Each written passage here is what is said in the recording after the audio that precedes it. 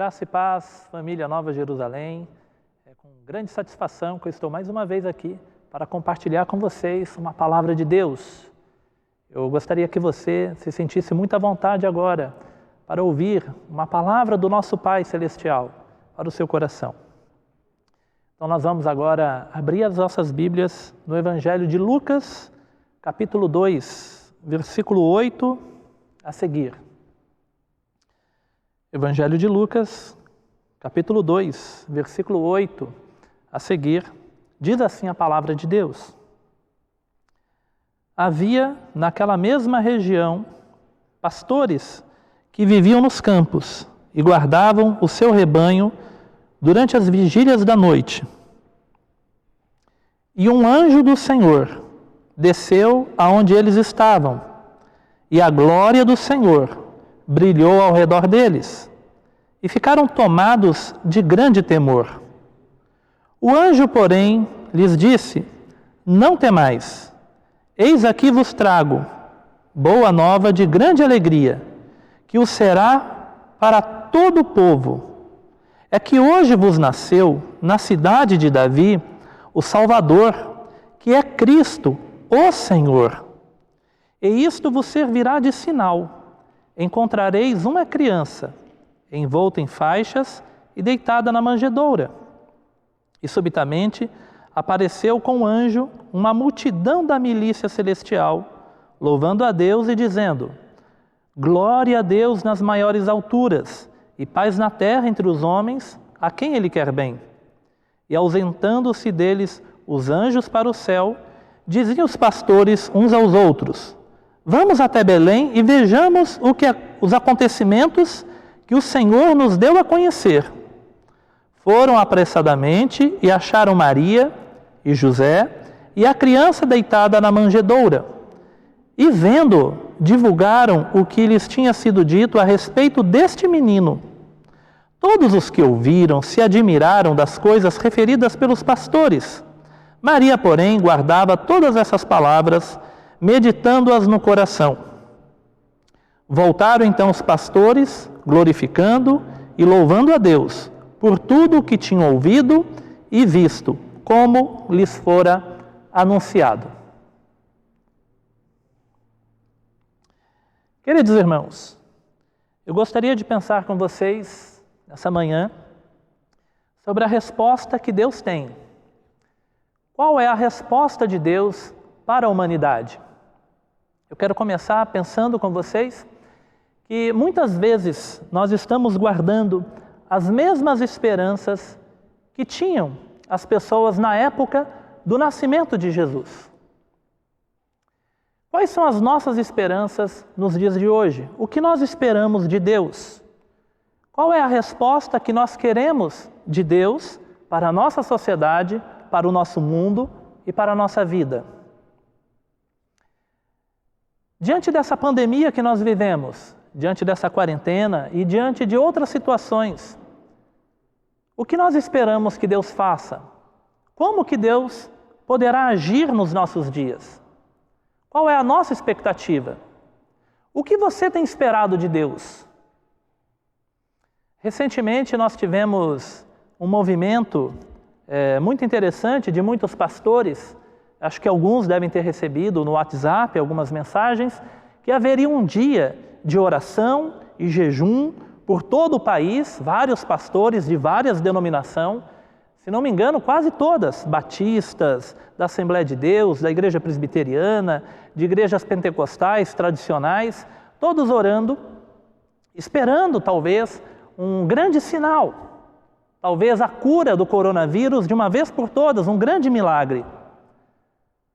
Será que é essa a sua expectativa, que de repente, como que num estalar de dedos, possa acontecer um sinal tão grande que possa abalar os acontecimentos históricos do momento presente? Nós vivemos numa época de muitas incertezas. Nós vivemos uma época de muita insegurança. Essa insegurança já existia. O mundo é um mundo tenebroso, como escreve o apóstolo Paulo aos Efésios. O mundo é um mundo perverso, é um mundo mau. Não se iluda com este mundo. O mundo jaz do maligno. O que nós esperamos? Como que Deus poderá agir? Este mundo de incertezas, ele ficou ainda mais incerto neste último ano. O fantasma do desemprego tem assombrado muitas pessoas. A preocupação com os parentes mais idosos, a preocupação com as crianças, a preocupação com os estudos, como que eu vou fazer a minha faculdade, como que eu vou mandar o meu filho para a escola, como que eu vou me assegurar de pagar as minhas contas. O mundo tem ficado muito incerto, fora outras coisas que nós já convivíamos: violência, pobreza, miséria, desmatamentos, queimadas, poluições, corrupções políticas, guerras e rumores de guerra, guerras civis acontecendo em alguns lugares do mundo. Tantas coisas em um mundo tão incerto. E qual tem sido a nossa expectativa como resposta de Deus? O mundo judaico do primeiro século também era um mundo com muitas incertezas.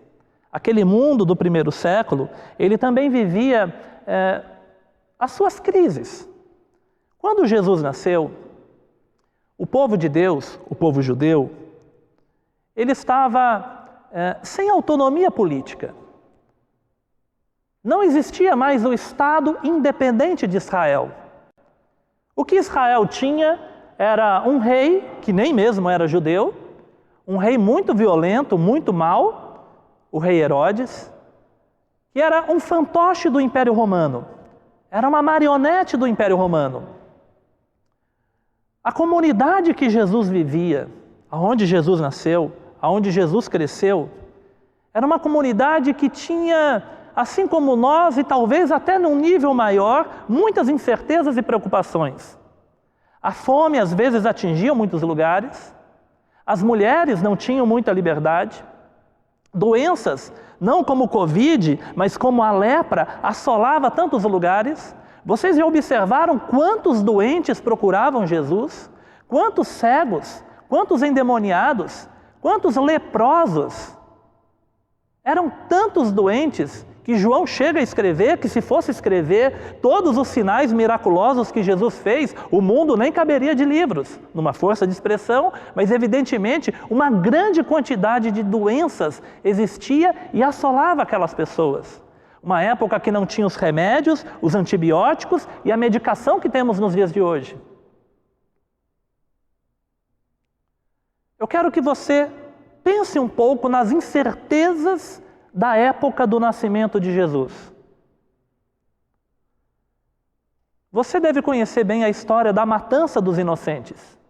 Esse era o rei dos judeus. Um rei que, por um capricho, mandou matar todas as crianças menores de 2 anos.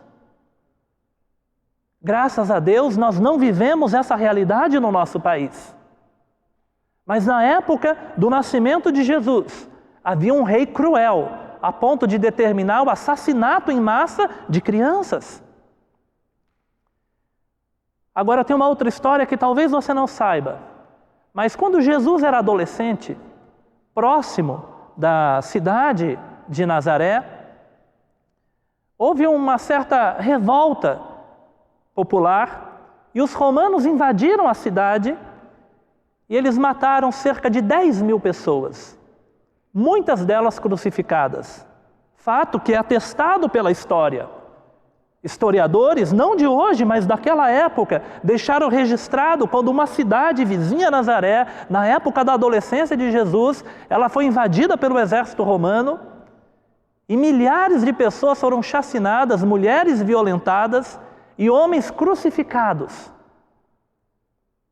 Imagina você viver em um país como era a nação de Jesus, com um rei violento, com um rei cruel, uma comunidade assombrada por doenças como a lepra, uma comunidade assombrada pela fome que poderia surgir a qualquer momento, numa crise climática que pudesse acontecer,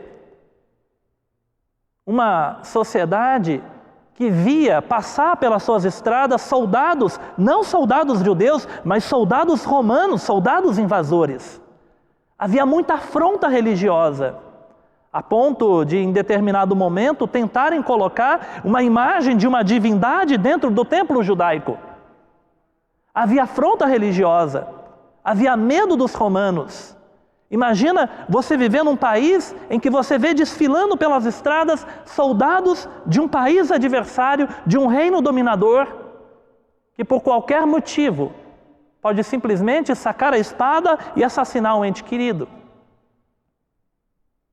Quem já assistiu o filme do Ben-Hur deve lembrar um pouco do contexto do que era a realidade do primeiro século na Palestina.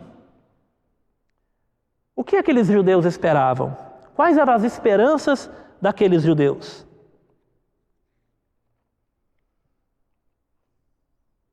Sobre as esperanças judaicas do primeiro século, eu quero comentar algumas coisas.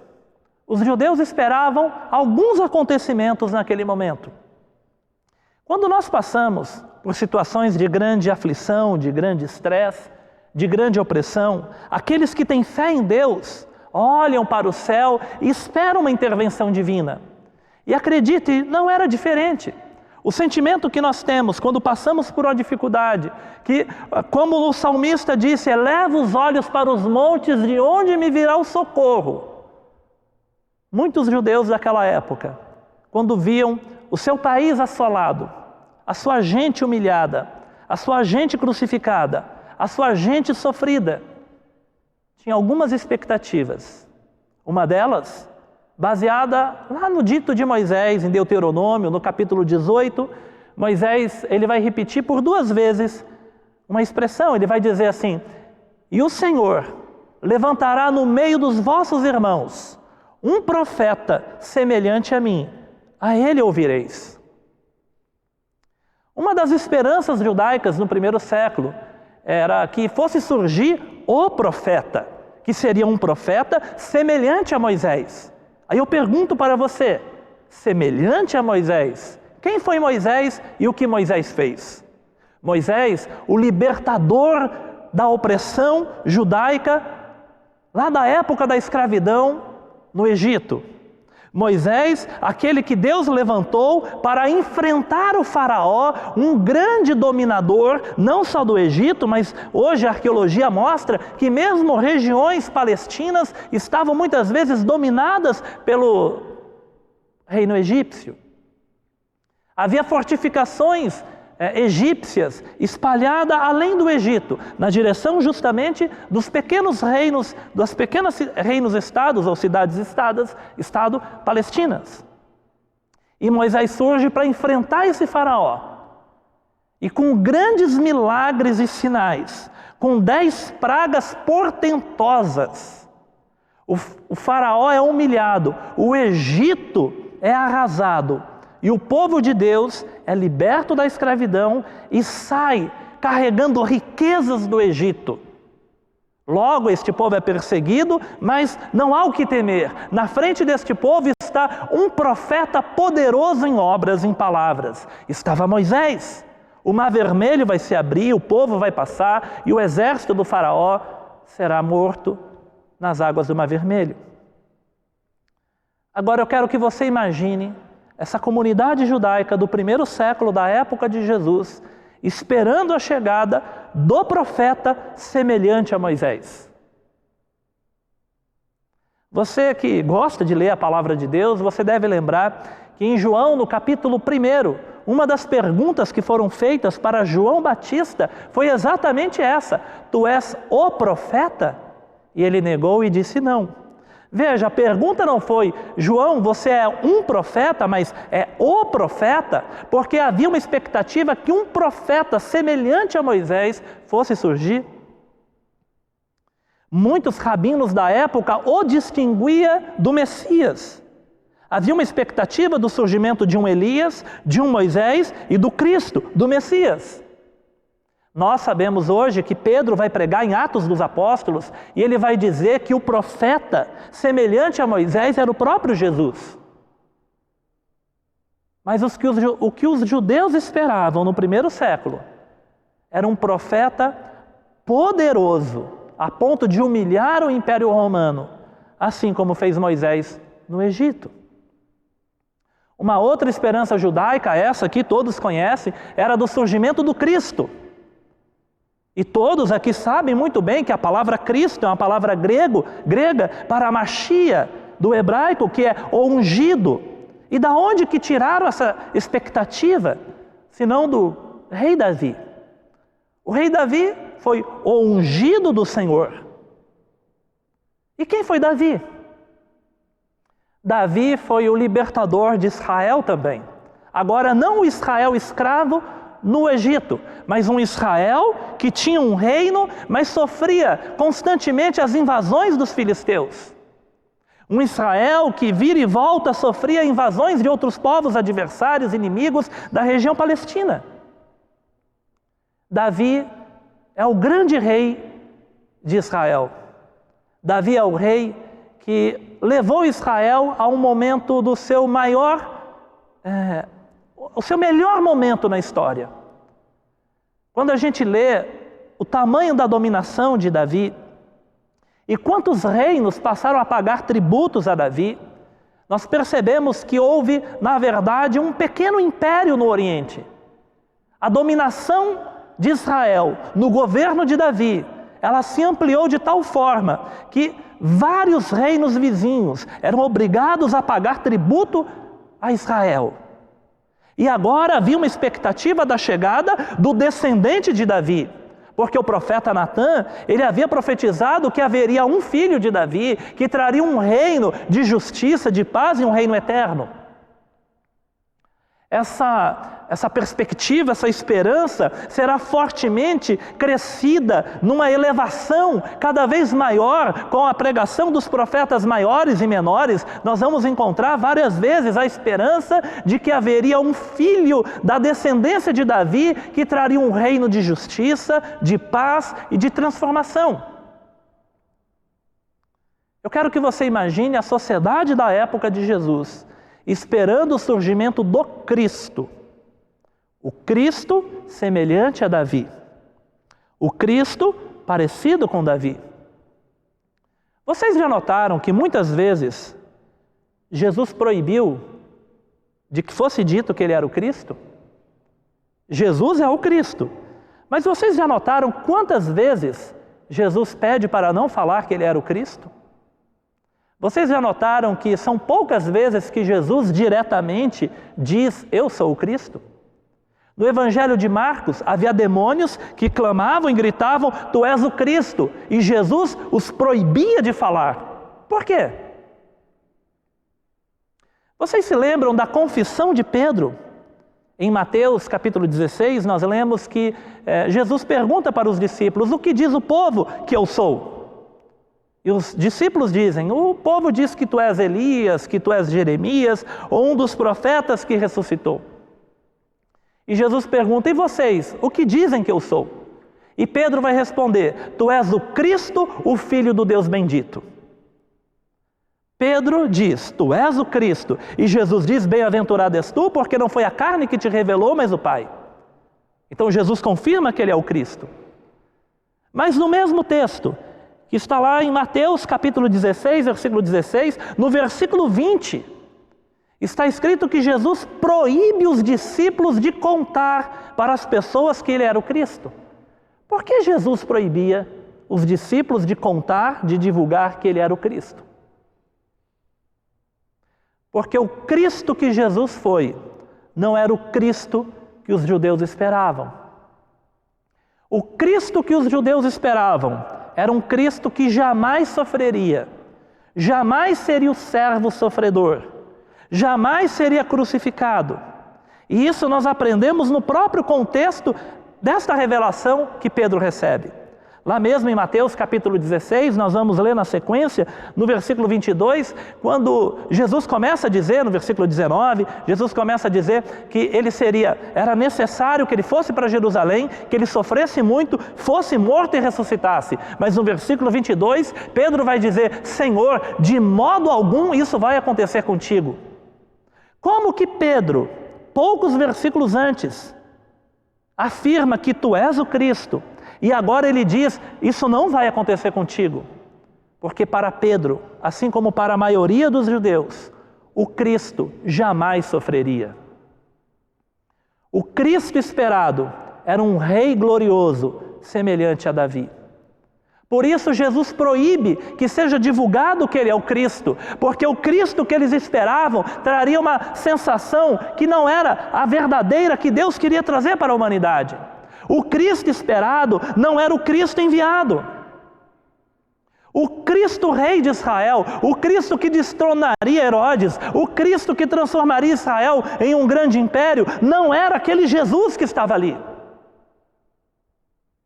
Por isso Jesus proíbe várias vezes: não digam que eu sou o Cristo. Eu sou, mas não digam que eu sou o Cristo. As pessoas criavam uma expectativa que não era para aquele momento. Mesmo depois da ressurreição, os discípulos vão perguntar: és agora, Senhor, que vai restaurar o reino de Israel? E Jesus diz que os tempos determinados competem a Deus. Mas o Cristo esperado não era o Cristo que estava ali presente. Isso não tem acontecido conosco? O que nós esperamos de Deus? Qual é o Jesus que nós esperamos?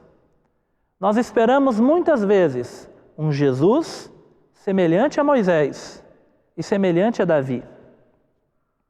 As nossas esperanças na resposta de Deus estão muitas vezes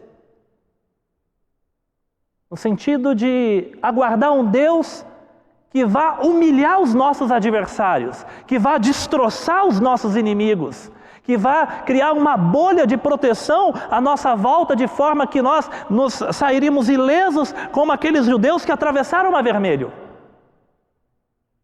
A esperança que muitas vezes nós depositamos no nosso Deus é uma esperança como esses judeus tinham no primeiro século, a ponto de dizer para Jesus, o próprio Pedro: Senhor, tenha compaixão de ti, você jamais sofrerá.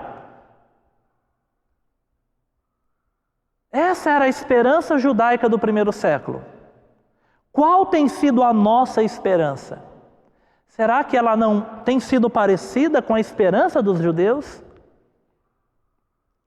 De um Deus que vá nos privar de qualquer sentimento de sofrimento, de tristeza, de angústia, de dor. Eu quero pensar agora, não mais na esperança dos judeus, mas eu quero pensar no que poderia ter sido. Agora eu gostaria que a gente estivesse muito atento a esse texto de Lucas, do capítulo 2. Existem 3 coisas aqui que me chamaram a atenção. Eu quero que vocês imaginem, se você hoje tivesse uma revelação como essa. Olha o mundo como está em confusão. É confusão política, é confusão na saúde, é confusão na segurança. É tantas incertezas, mas imagine que aparecesse para você um anjo e falasse assim para você: eu trago para você uma boa nova que será para todo o mundo, para todo o povo. O que você imaginaria que seria? O fim do coronavírus? O fim das guerras? O fim da violência? O fim da pobreza? Seria um grande milagre, um novo Moisés, uma situação extraordinária? O que você imaginaria se um anjo aparecesse para você e falasse: eu trago para você uma boa nova que será de grande alegria para o mundo inteiro. O Salvador chegou. O que você esperaria nesse contexto que nós vivemos se um anjo falasse que a salvação chegou? Eu quero que você imagine os pastores de Jerusalém. Os pastores aqui do texto de Lucas. Lembra do contexto judaico? Violência, opressão romana, crucificação de judeus, morte de crianças. Tanta violência, tanta pobreza, tanta lepra, tanto endemoniado, tanto problema, tanta dor. O que deve ter passado na cabeça daqueles judeus, pastores, quando ouviram o anjo falar isso? Bom, existem 3 coisas aqui que poderia ser a resposta de Deus. A resposta de Deus poderia ser o anjo do Senhor. No versículo 8, nós lemos: e um anjo do Senhor desceu aonde eles estavam. Você já leu o que faz o anjo do Senhor? Você já leu no Antigo Testamento o poder que tem um anjo do Senhor?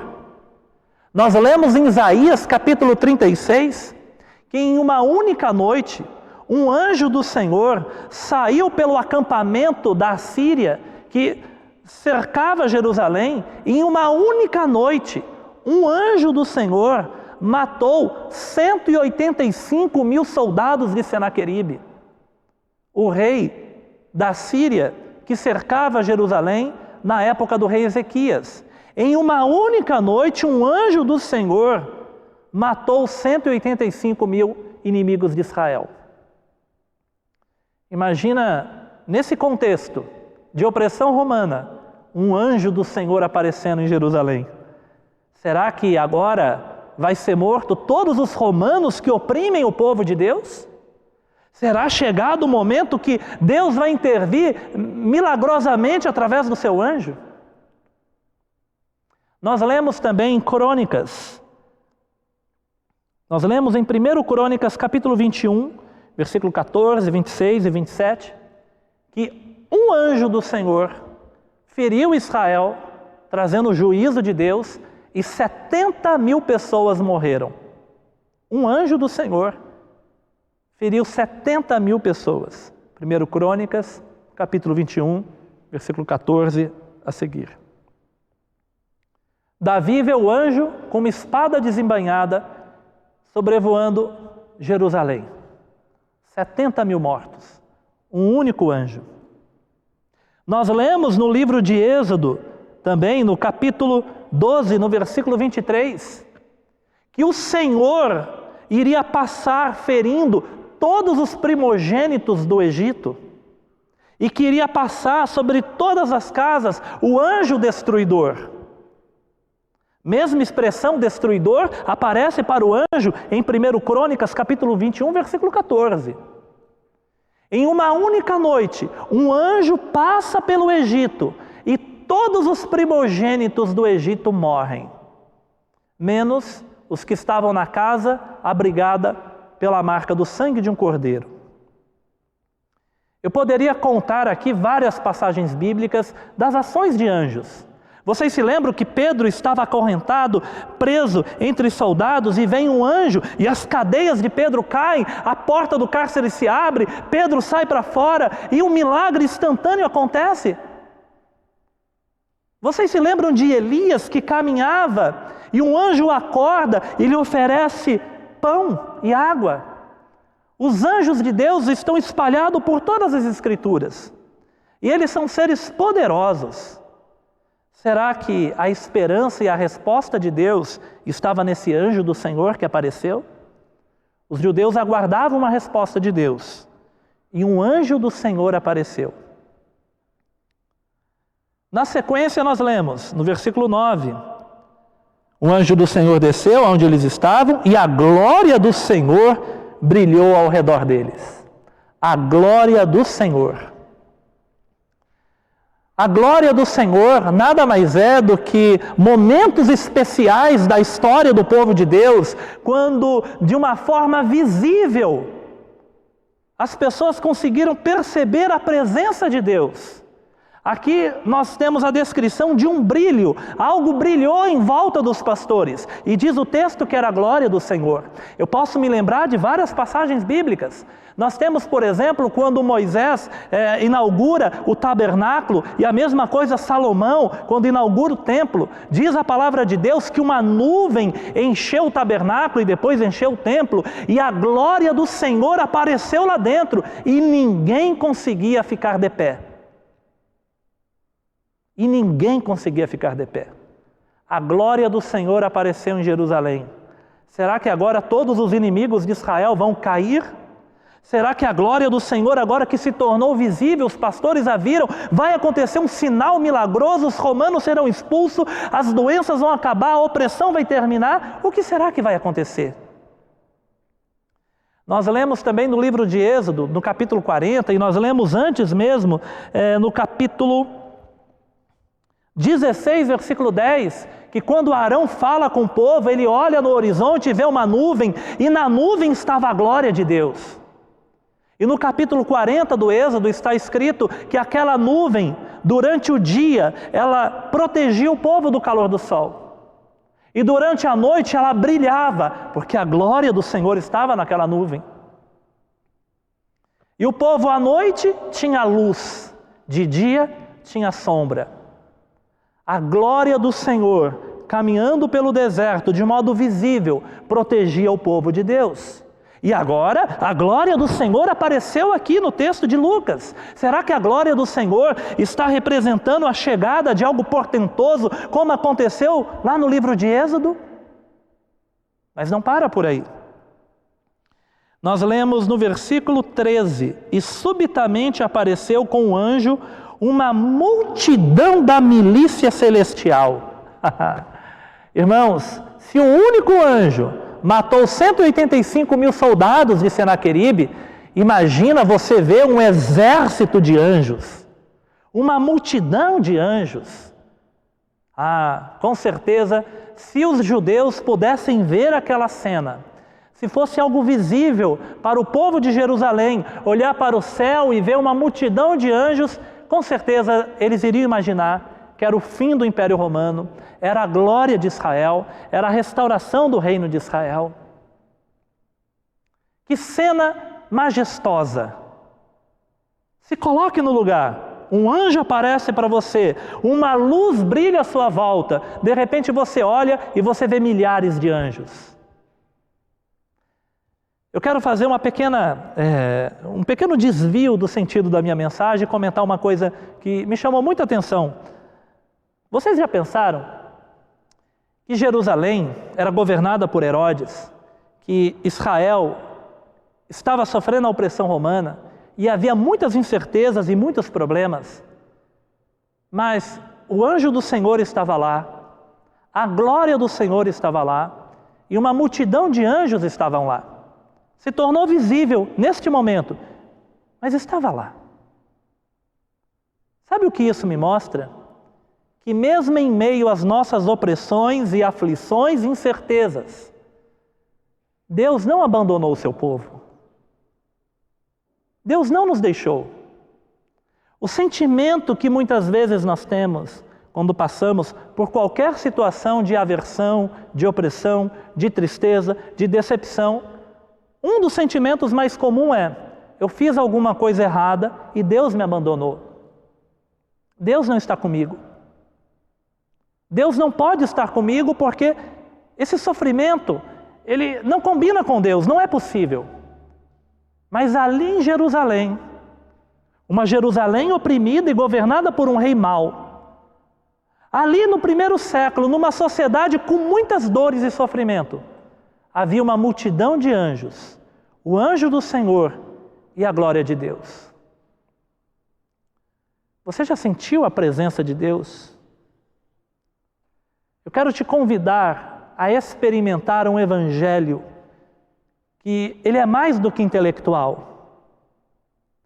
Ele também é intelectual porque crer também é pensar, como escreveu John Stott, né? Mas é mais do que intelectual. Eu quero te convidar a experimentar Jesus, a sentir Jesus. Eu quero te convidar a perceber a presença de Deus. Quando nós oramos, louvamos, ouvimos a palavra, não importa a circunstância e o momento, mas quando nós sentimos a presença poderosa de Deus, todas as outras coisas ficam tão irrelevantes. Quando você entra na presença de Deus e você sente essa presença gloriosa, não importa o que você está passando, sentindo ou sofrendo, tudo se reduz ao nível mais básico e mínimo possível. Porque quando você é envolvido por essa presença, parece que você já está pleno e satisfeito de tudo o que você precisa. O evangelho que eu apresento para você é um evangelho que você pode sentir, que você pode perceber, que muda o seu interior.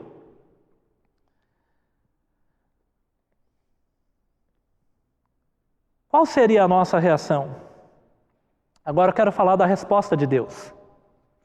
Então nós temos o pensamento judaico, esperava o profeta, esperava o Messias, o Cristo, parecido com Davi. Nós temos o que parecia ser, quando nós lemos este texto, o anjo do Senhor, a glória do Senhor e milhares de anjos. E é interessante o termo, né? Aqui diz que é uma milícia, um exército. O que um exército faz? Combate? Se eu falar para você que tem um exército de anjos te cercando, como que você se sentiria? Você provavelmente iria se sentir como se tivesse com um colete à prova de balas, né? Você iria se sentir imbatível. 1000 cairão à tua direita, 10.000 à tua esquerda e você não vai ser atingido. Provavelmente esse seria o seu sentimento. Milhares de anjos, a glória do Senhor e o anjo do Senhor. Mas a resposta de Deus não era isso. Estes eram apenas a configuração do anúncio da resposta de Deus. A resposta de Deus estava em outro lugar. A resposta de Deus não estava naquele anjo. A resposta de Deus não estava naquela luz luminosa e gloriosa. A resposta de Deus não estava em um exército de anjos. A resposta de Deus, vamos ler no versículo 10. O anjo, porém, lhe disse: não temais. Eis aqui vos trago boa nova. Eu quero já fazer uma lembrança do significado de boa nova, né? Boa nova é evangelho, né? Eis que vos trago boa nova de grande alegria, que será para todo o povo. É que hoje vos nasceu, na cidade de Davi, o Salvador, que é Cristo, o Senhor. Quem é Jesus? O Salvador, Cristo e Senhor. E isto vos servirá de sinal. Ainda havia um outro sinal? Vamos ver qual era o sinal? E isto vos servirá de sinal. Encontrareis uma criança envolta em faixas e deitada em uma manjedoura. Não é curioso? Você tem 3 sinais aqui majestosos. Você tem um anjo que se torna visível, você tem uma luz luminosa que brilha, e você tem um exército no céu de milhares de anjos. Mas esse não era o grande sinal de Deus. O grande sinal de Deus, ele era muito mais simples, ele era muito mais humilde. Nós temos nas Escrituras a imagem de que aquilo que é elevado para os homens não é elevado para Deus. O grande sinal de Deus era uma criança envolta em faixas em uma manjedoura. Este era o grande sinal. A resposta de Deus, de grande alegria para todo o povo. A resposta de Deus, que ainda continua aqui no versículo 13, no louvor que os anjos apresentam. No versículo 13 nós temos a seguinte informação: e subitamente apareceu com o anjo uma multidão da milícia celestial, louvando a Deus e dizendo: glória a Deus nas alturas e paz na terra. Paz na terra entre os homens a quem Ele quer bem. Não é isso que nós esperamos hoje, numa situação de pandemia, de Covid, de violência, de guerra civil, de atentados terroristas, de tanta violência que acontece pelo mundo? Não é isso que nós esperamos? Paz na terra, paz na terra. Glória a Deus nas alturas, mas para os homens, paz na terra. Aonde está a paz? Será que é esse anjo do Senhor, esse exército, essa glória, que vai fazer algo tão magnífico, que vai romper com todas as adversidades como um grande sinal milagroso? Não. A resposta de Deus estava em uma manjedoura. A resposta de Deus, ela parecia tão frágil. A resposta de Deus, ela era tão humilde, ela era tão frágil quanto um recém-nascido. Quem já pegou um recém-nascido no colo? Você já pegou um recém-nascido no colo? O recém-nascido é uma das figuras mais frágeis entre os seres vivos. O recém-nascido humano. Existem animais que quando nascem já saem nadando, como os filhotes de tubarão. Existem animais como filhotes de gazelas ou de girafas que nascem em poucas horas já estão andando. Mas os recém-nascidos humanos, eles são os mais frágeis. Eles não podem ficar sozinhos. Eles precisam ser amamentados, cuidados, enrolados em faixa, colocados em uma manjedoura ou em um berço. Eles precisam da presença da mãe constante. A resposta de Deus era tão frágil no olhar humano. A resposta de Deus parecia algo tão pequeno, parecia algo tão frágil. O apóstolo Paulo depois vai escrever que era um grande mistério de Deus, oculto nas eras eternas, mas revelado agora. Quem poderia ver na criança na manjedoura o Criador dos céus e da terra? A resposta de Deus, muitas vezes, na maioria das vezes, não é o que você espera. Não é o que nós esperamos. Mesmo o povo da Bíblia, mesmo os teólogos, mesmo os estudiosos que aguardavam o profeta, que aguardavam o Cristo semelhante a Davi, mesmo os mais místicos, os mais pentecostais, os mais eufóricos em todo o movimento espiritual, a ponto de ver anjos, de ver a glória e ver milícias celestiais. Não é interessante? A resposta de Deus não estava nem na expectativa de um e nem do outro. A resposta de Deus estava em algo muito simples. A resposta de Deus estava em um menino. Eu acho tão interessante que, se fosse para fazer uma obra de literatura, eu diria para vocês que o autor exagerou na introdução. E para o ator principal ele não fez nenhum efeito. Se fosse um filme, eu diria que a apresentação, a introdução do filme pegou todos os efeitos especiais. Mas o ator principal ficou sem nada. Lá na manjedoura não havia anjo visível, não havia luz luminosa, não havia multidões de anjos aparecendo. O que havia ali eram cavalos, ovelhas, bois, vacas, cheiro de animal, palha e uma família. Maria, José e um menino. Não tem efeito especial.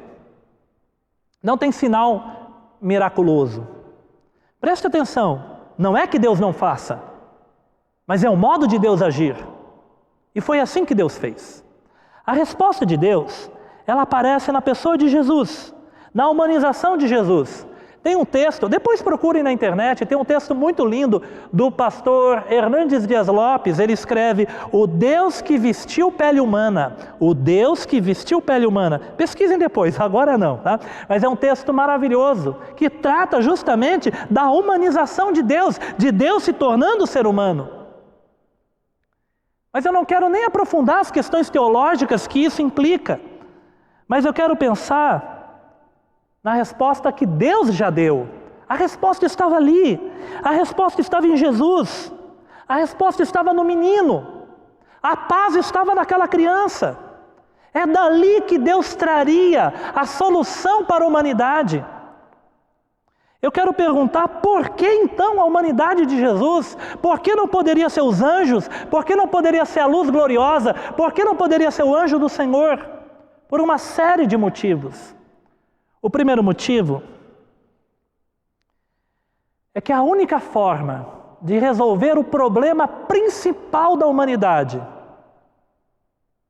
que é o pecado, seria através da humanização de Jesus. Não tinha outra forma. Eu me lembro de uma história uma ilustração que eu li em algum livro missionário. Diz que certa vez, em um país da época da Guerra Fria, um país socialista, diz que certa vez estava tendo um discurso de um político socialista e ele viu um mendigo passando, ele apontou para o mendigo e ele disse: o socialismo vai colocar roupas novas naquele homem. E não é isso que nós queremos ver? Mas um pastor, ele se levantou na multidão e ele apontou para o mesmo mendigo e ele disse: o cristianismo vai colocar um novo homem naquelas roupas velhas. Todas as esperanças humanas, elas estão fadadas ao fracasso, porque elas são incapazes de gerar a transformação da natureza humana, de reatar o que foi rompido, de religar o homem com Deus, de trazer paz entre o homem e Deus. E somente havendo paz entre o homem e Deus é que nós poderemos experimentar a paz entre os homens também. Glória a Deus nas alturas, paz na terra entre os homens. Os anjos, a luz gloriosa, não poderia vencer o pecado para a humanidade, no lugar da humanidade. Quem creu em nossa pregação, a quem foi manifestado o braço do Senhor, porque ele foi subindo como raiz de uma terra seca, e olhando para ele, nenhuma formosura nós víamos para que o desejássemos. Nenhuma formosura nós vimos, era uma raiz de uma terra seca. Não pode ser esse o sinal de Deus, não pode ser essa a resposta de Deus, mas ali estava, porque Ele tomou sobre si, Ele levou sobre si as nossas iniquidades, o castigo que nos traz a paz estava sobre Ele. Glória a Deus nas alturas e paz na terra entre os homens. O castigo que nos traz a paz estava sobre ele, e pelas suas pisaduras fomos sarados. A resposta de Deus precisava estar na humanidade de Jesus, pois somente na humanidade do próprio ser divino poderia haver a expiação dos nossos pecados. Não à toa João Batista, no capítulo 1 de João, versículo 29 e 31, ele vai olhar para Jesus e vai dizer: eis aí o Cordeiro de Deus que tira o pecado da humanidade.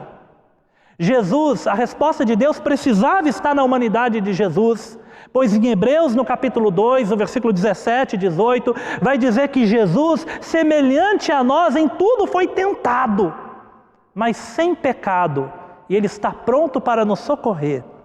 Ele sabe o que é ser tentado.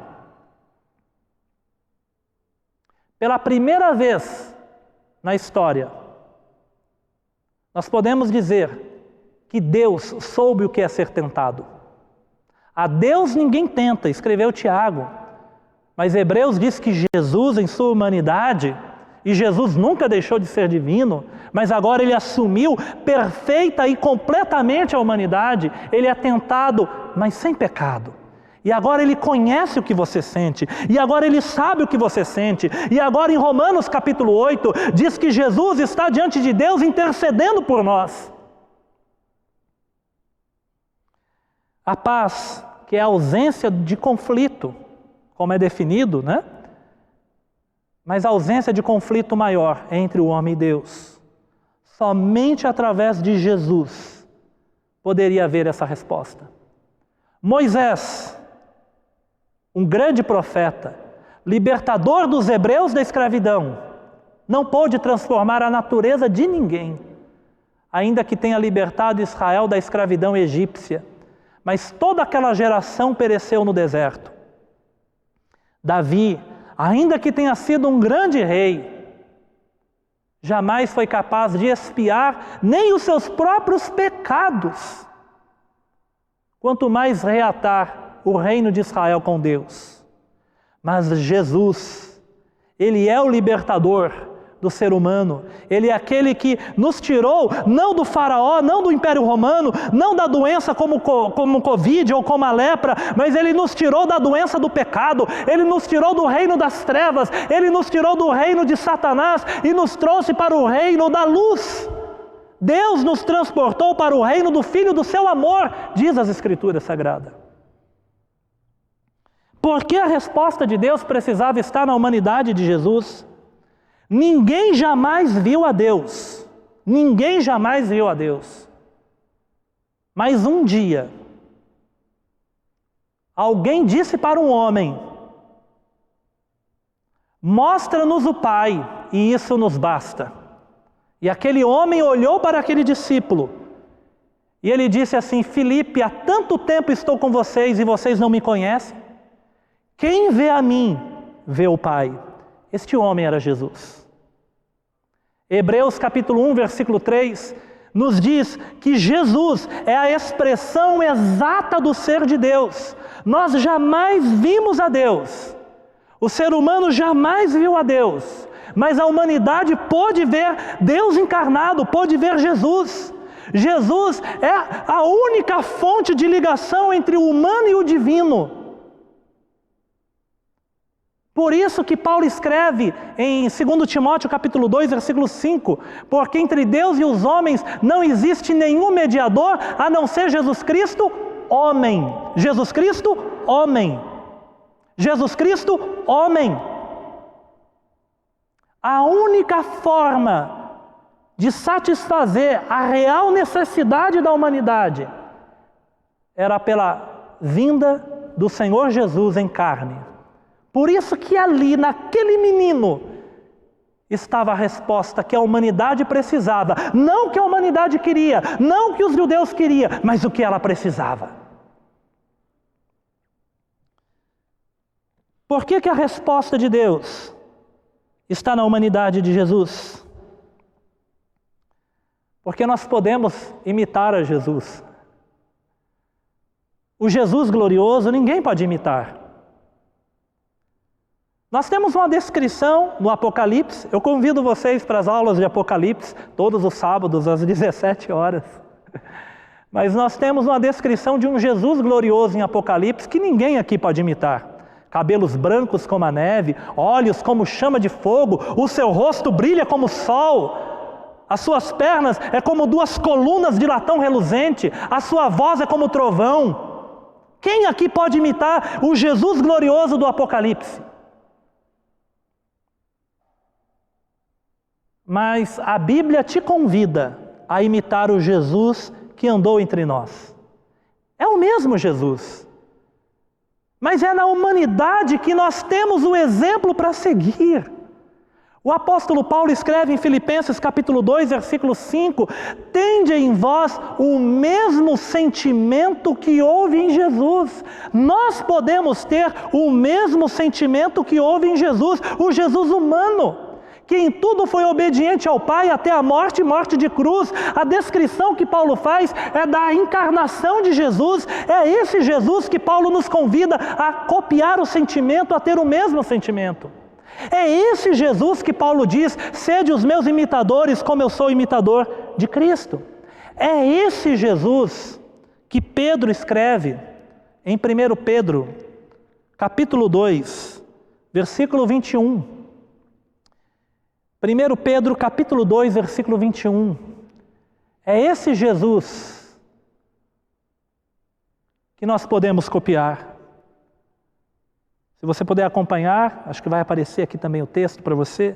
1 Pedro capítulo 2, versículo 21. A palavra de Deus nos diz assim: Portanto, para isto mesmo fostes chamados, pois que também Cristo sofreu em vosso lugar. O único que pode sofrer em nosso lugar é Deus humanizado. Os anjos jamais sofreriam crucificação. A gente precisava de alguém que sofresse em nosso lugar. Deixando-vos exemplo para seguirdes os seus passos.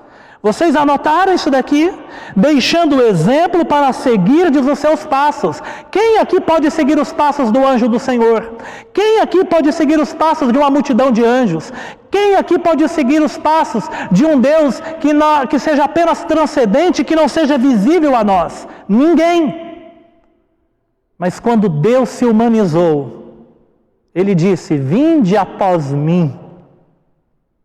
Quem quer me seguir, quem quer me ouvir, quem quer comigo conviver, tome a sua cruz e siga-me.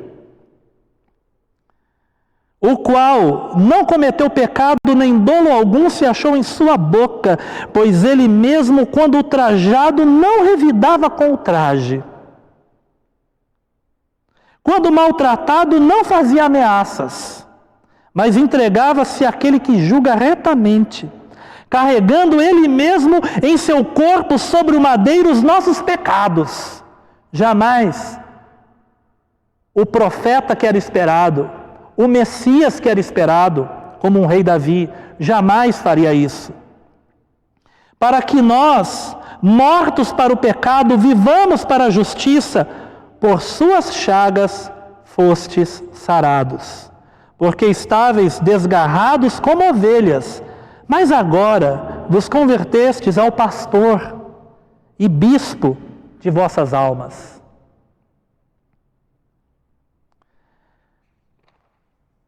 A resposta de Deus está na humanidade de Jesus. Jesus que começa a sua vida sentindo o que nós sentimos. Alguém aqui já foi tão pobre a ponto de não ter um berço para o filho e ter que colocá-lo em uma manjedoura? É claro que ali foi uma situação específica, né? Não é que a manjedoura foi o berço de Jesus, né? Foi uma noite apenas, foi um momento específico. Mas Jesus era de Nazaré. Você sabe como era Nazaré? Um povoado que na maioria dos livros não é descrito, de tão pequeno que é, cerca de 200 ou talvez 300 habitantes, com cerca de 2, 3, 4 casas em voltas, dividindo o mesmo quintal e muitas vezes dividindo o mesmo forno. Casas de chão batido, sem piso, comunidades agrícolas. Essa é a descrição que a arqueologia faz de Nazaré, a cidade de Jesus. Jesus começa a sua vida sentindo o que é ser desprezado. Eu li Lucas 2,8, não foi? Volta um versículo. Olha o que está escrito no versículo anterior. E ela deu à luz ao seu filho primogênito, enfaixou, deitou numa manjedoura, porque não havia lugar para eles. Porque não havia lugar para eles na hospedaria. Jesus entra no mundo, Jesus nasce, e a primeira experiência de Jesus é: não há lugar para você aqui. A primeira experiência de Jesus foi estar em um lugar impróprio, porque não havia lugar para a família dele ser acolhida. Você já passou por essa experiência de você se sentir deslocado, não haver lugar para você? Jesus começa assim. Por isso que Hebreus diz, ele sabe o que nós passamos, ele sabe o que é sofrer. Mas eu quero já ir chegando para o nosso momento final, pensando em uma última coisa, um quarto ponto. Nós pensamos no que os judeus esperavam, o profeta e o Cristo. Nós pensamos o que poderia ser o anjo do Senhor, a luz luminosa, a glória luminosa e a multidão de anjos. E nós vimos qual foi a resposta de Deus. Mas eu quero levantar um quarto e último ponto. A resposta de Deus, ela inclui uma responsabilidade para nós. Vocês repararam que aquele anjo, ele apenas conta para os pastores o que aconteceu? Aqueles anjos não saem por Israel, eles não saem pelo mundo dizendo que Deus enviou o Salvador, que o Salvador chegou. Aqueles anjos contam, revelam, manifestam para os pastores. E o que os pastores fazem? Eles vão conferir se é verdade. Eles vão até Jerusalém, encontram uma manjedoura, encontram uma cena incomum. Um bebê enfaixado, dormindo numa manjedoura. sendo exatamente igual o que foi dito pelos anjos. Agora prestem atenção no versículo 17. O que esses pastores fizeram no versículo 17? E vendo, divulgaram o que lhes tinha sido dito a respeito deste menino. A mensagem dos pastores não foi sobre o anjo do Senhor, não foi sobre a luz luminosa, nem sobre a multidão que apareceu de anjos. A mensagem era sobre o menino, a respeito deste menino. Todos os que ouviram se admiraram das coisas referidas pelos pastores. O que nós aprendemos aqui? Nós aprendemos que Deus, há 2000 anos atrás, já deu uma resposta. Mas compete a nós anunciar a resposta de Deus, a divulgar a resposta de Deus para outras pessoas. Nós queremos paz no mundo, nós queremos a união das famílias, nós queremos o fim da violência, nós queremos transformação, confiamos nos políticos, confiamos em ideologias, confiamos em tantas coisas, confiamos no outro, confiamos em ministérios de outras pessoas, mas compete a nós anunciar a resposta de Deus. É que hoje vos nasceu o Salvador, o Senhor, o Cristo, que pode dar paz na terra. O único que pode unir famílias, romper vícios, libertar deprimidos, levantar caídos, ajudar abatidos, acolher excluídos, é o Senhor Jesus. Essa é a resposta de Deus para a humanidade. Compete a nós anunciá-la, compete a nós divulgarmos. Em nenhum momento eu quis dizer para você que Deus não possa curar, porque no ministério de Jesus haverá muitas curas. Em nenhum momento eu quis dizer para você que Deus não possa fazer grandes sinais, até porque no contexto aparecem sinais. Aparece um anjo, uma luz luminosa. Mas o que eu quis mostrar para vocês é que a maior resposta de Deus estava em algo que foi desprezado, que não foi bem aceito, em algo que era uma loucura. Por isso que Paulo diz, o que aconteceu é loucura para os gregos, escândalo para os judeus. Como que pode Deus se encarnar numa criança pobre, num menino, e depois crescer, mesmo pregando e curando, ele termina a sua vida crucificado e morto de uma forma humilhante e vexatória? Essa não pode ser a resposta de Deus, diriam os gregos. Isso é um escândalo, diriam os judeus. O Cristo não é isso, o Cristo é o profeta, o Cristo é o Davi. Mas Paulo diz que a sabedoria de Deus, ela é mais sábia.